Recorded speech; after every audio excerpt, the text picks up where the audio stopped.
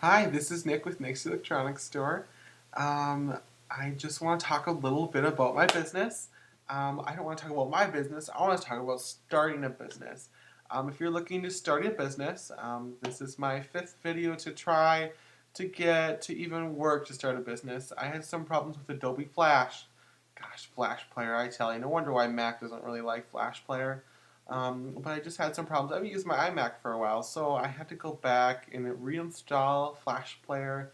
My video wasn't really working right. It didn't record right. It only recorded 38 seconds, and it still said it was recording, and I was 10 minutes into what I'm talking about right now, and what I should be talking about, or what I should have talked about, maybe an hour ago. I've been trying to record this video, so I thought this is really important to get out to you guys. I really want people to know about maybe if they're wondering about starting up a business.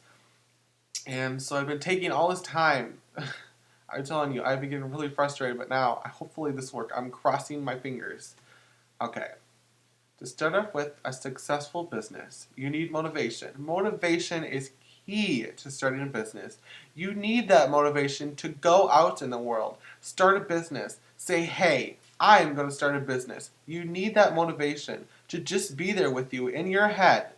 Like just maybe in 8th grade you've learned about personal narratives, personal narrators in your head screaming at you, your critic. I'm telling you, you need to start that business. And you know what? Go for it. Because if you think you can do it and you think you want to do it, I'm telling you, you need to do it. Because if you don't, you'll regret it. I've had my regrets in the past, and um, do your business. Just do it. I just do it. That's Nike's saying. Leadership. You do need leadership in a business. If you're thinking about having employees for your business, maybe later on, if you're young, you're going to have employees later or something like that. You want employees for your business. You're going to need that leadership because that leadership is key. Is going to be another asset key to your business because leadership is what makes your customers. Well, I shouldn't say what makes your customers. It makes your employees better acknowledged about your business and how you want them to go about their day selling your items and services. Because it's not all you making your business happen. I mean, it is mostly you, but your employees are the one out there selling that product to people, making you a business owner. They're the ones that are getting you the service, delivering that service to people. And I actually know business off the top of my head. A friend of mine that actually had a business, and well, and she still has it now. But someone took it over. Someone had the business before she did, and the employer there, the owner, at the time, didn't really inform the employees of what they were supposed to be doing every day. So the employees were just going off the top of her head. Oh, maybe we should do this today. Like, oh, maybe we should stock the shelves today. Oh, maybe we should see the cash register out later. Or maybe I'll come in today. I'm not sure really what my boss wants me to do. I don't know if I should turn the TVs on so the customers can see what they want to watch. You need a set schedule for your employees to know what they're doing every day. Um, Otherwise, your business will go down the drain. You need that is proven. I've known that. I've known people that's happened to. You need a set schedule for your employees. You need responsibility. You need to trust them. You need to have honesty with them, especially honesty. You need honesty with your employees. That's a big one.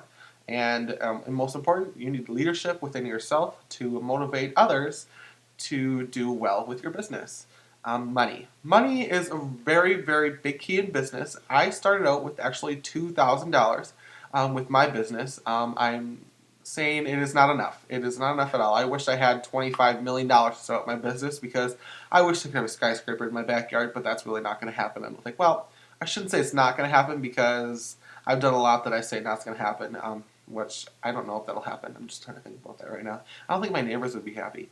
They won't be able to see anything besides my big, huge building. So maybe I'll stick within zoning laws. Yes, remember zoning laws. Don't have too many. That's another good thing. Zoning laws. When you're starting up a business. Well, what do you know? I came up with zoning laws. Zoning laws. You need to know your zoning laws of your local area. You don't want 600 people coming to your driveway because your neighbors aren't going to be very happy. And if the government finds out, or your local municipal, I can't even say that word. I sound so dumb. But if your local utilities companies or your local government office, the clerk of your city or whatever finds out that you're doing business and you're disrupting your neighborhood, they will shut you down until you go into a retail location to do business as. I do business as my house, but I do online sales, so I don't really have people coming to my house. I can deliver it to them, and I usually do it over shipping with USPS. I don't like UPS. I do like to get stuff from UPS because the UPS man is very nice, but their costs are a little higher than the postal office, I think. Money, money, money. You can start with no money, but you're not going to be going anywhere within the next few years unless you're really, really good at business and you really have that motivation to rise up and make a lot of money. If you start with a lot of money, you're gonna have a lot of money. You're gonna make a lot of money, depending on what you do with that money, and if you're being responsible with that money, you have to be responsible with your money. Know where it's going. You have to be organized. I bought QuickBooks this year with my business. Being organized is key. I was not organized at all last year, even in school. I wasn't organized in school, and I just lately found out when you're organized, you do a lot of things better. You get better grades in school, and bringing that on with your business will start to do better. You'll start to see more of an income in your business. You will see more sales because you'll be organized, and you won't get in trouble with the IRS. You don't have the not the right tax records for them. They'll get really mad if you don't have the right tax records because when you get up for an audit, it's not the best thing in the world because that means you're going to be looked at for your business and they're going to watch your finances. And if you don't have your accounting records, they're going to be pretty mad and they're going to be wanting those. Otherwise, you're going to get a penalty.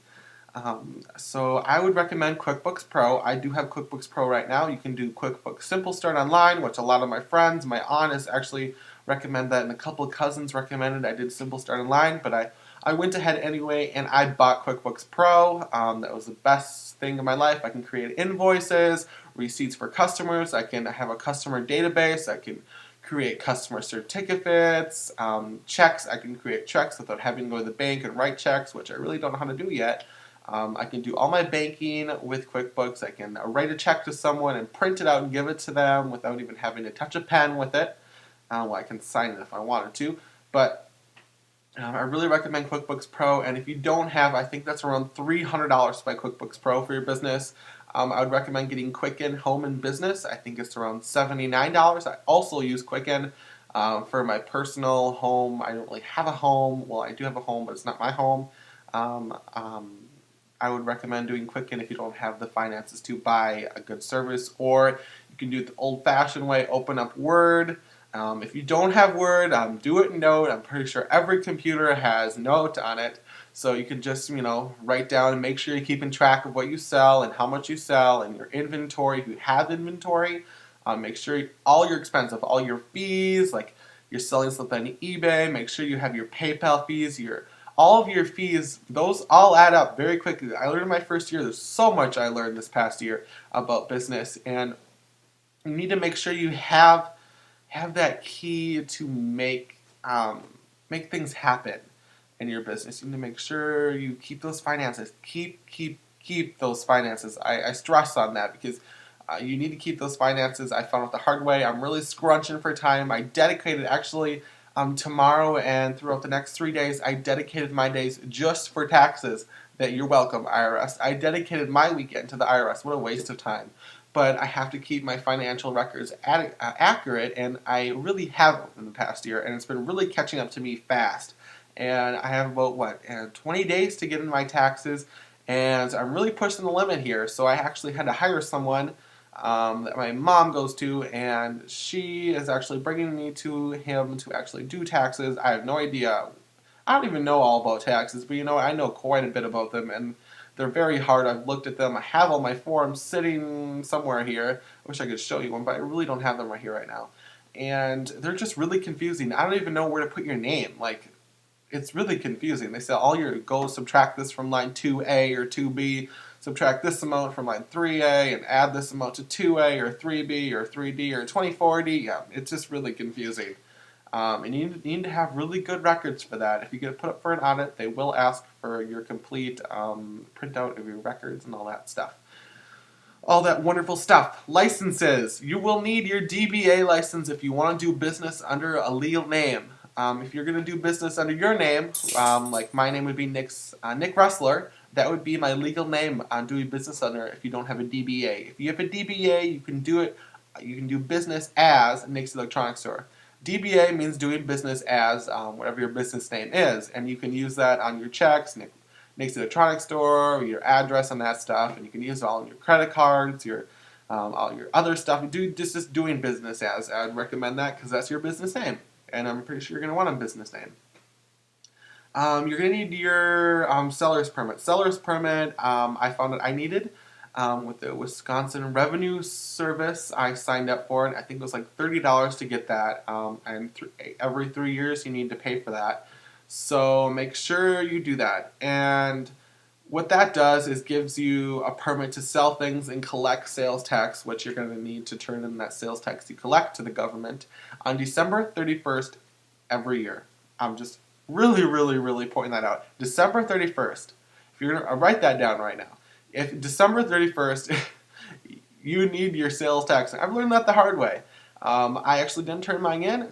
2 weeks ago I did, and I learned out that you get a penalty and you get an interest fee. So I had to pay about $50 extra on my taxes just because I wasn't informed. They don't inform me when it's due. You're supposed to know this stuff. So I'm informing you. Maybe that's what they expect people to know is watch YouTube videos and maybe get informed. I don't know what their little ideal is. But I never got a little thing in the mail that says, oh, this is due this day, maybe a week from now. But no, I get it 3 months later, and they will send you a scary amount, an estimate, just to make you pay quickly. I think mine was really high. I got really scared. I'm like, that's not my amount. I know what my amount is. That's not my amount. So, yeah, I got a little fine for that. No biggie there. It's okay, but a lot of the common mistake is I thought it was due April 15th, tax day. Or is it the 17th this year? I'm not sure. Actually, I should know this because it's soon. But, yeah, enough about that. You're going to need your tax ID too from the IRS. That gives you the ability to go into sales with your checking account with your bank. You're going to need that to go into the bank for a checking account. And you're going to need that to put on there. And you can also use that if you're buying stuff over the internet in your state and they say you get a tax here, you taxed for it. You can actually write your business number on there, and they actually cannot tax you. You're supposed to take that tax off, and they won't tax you because you're going to sell that product to someone else to collect tax on. So they can't. That'll be double tax, and it really wouldn't be fair to you because you'd be paying a little more in taxes for that. So I think that's all. If you guys have any questions on starting a business, I'm sure I'm missing stuff. So if you guys have any questions, please post below. I hope this video worked because I'm going to be really mad if I have to record it for like the 7th time. So I'm going to click stop here soon, and I hope it works. I hope it works. Oh, I think that's all. Don't forget, leave questions. I love talking about money, so if you have any questions about them, please post them. I love talking about money, so post away.